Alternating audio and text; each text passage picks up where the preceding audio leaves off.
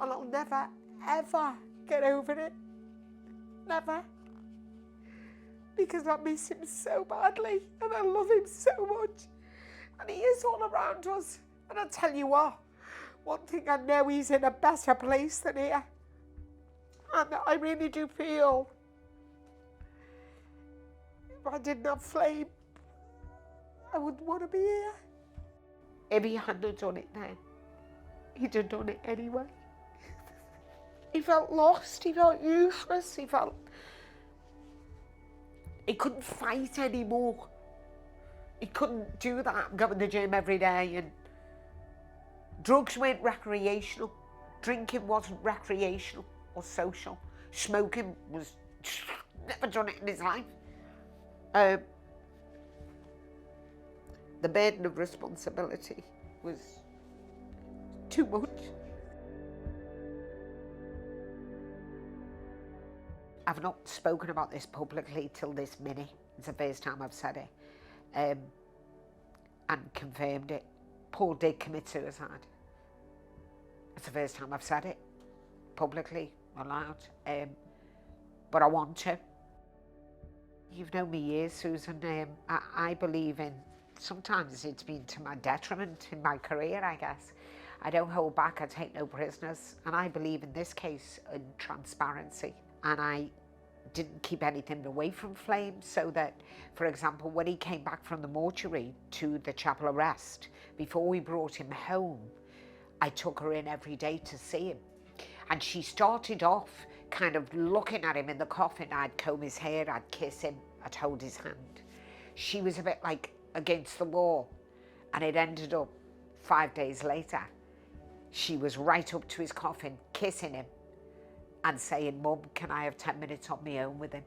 I believe if you hide things from children, it makes them more curious and it becomes an issue. So she had to know how he died, where he died, when he died, why he died. And for me, that transparency will set her up for life. And I'd rather deal with the emotion, the raw emotion now coupled with the shock of everything, than have her suddenly get another shock when she's 16 or 18. Now, when you're depressed and when you're loud, the last thing you want to do is get on a phone to anyone. There is nothing in place for suicide, yet it's the biggest killer. We all know where to go for breast cancer. We all know where to go for now prostate.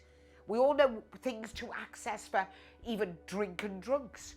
And mental health, we go, ring this number, ring that number. We have the, but where is the facility? Or where is that? You know, years ago, if you tried to commit suicide, whether you were in prison or you were on the street, they'd take you in, lock you up, put you in a cell with a straitjacket on. They did everything to stop you committing suicide. Nowadays they don't. Wonder why that is. Wonder why no one stops you committing suicide.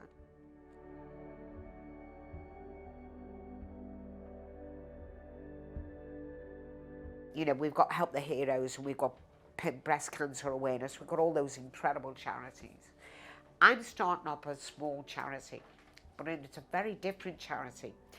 And it's called Paul's Flame, with a board of 12, okay? And it's going to be to shine the light on people in poverty, in crisis, in need, who need cold, hard cash. Not a meal in a restaurant, not a, you know, flight round a racetrack, not some coupons, not some, so if you've got a couple who are married, got 4 kids, and he's at home doing the kids and she's got to work, and they suddenly realise their car's broken down, they need a new exhaust, where are they going to find 1,200 quid to fix their car to get to and from work? And someone who's come out the army, who maybe his wife has thrown him out because he's taken too many drugs and he's drinking too much and he won't get out of bed and he's got depression and he needs to get a flat and he maybe needs a toaster and a microwave and lino on his floor and setting up in his deposit, so he might need 3 grand. That's the kind of charity I want to do, particularly dealing with people, shining the light on people in crisis, giving them hope and access and belief. It's launching it now, but I am telling, its Paul would have been 42 on the 28th of May. So that's the day we'll become incorporated. And that's when people can donate and contribute from the 28th of May.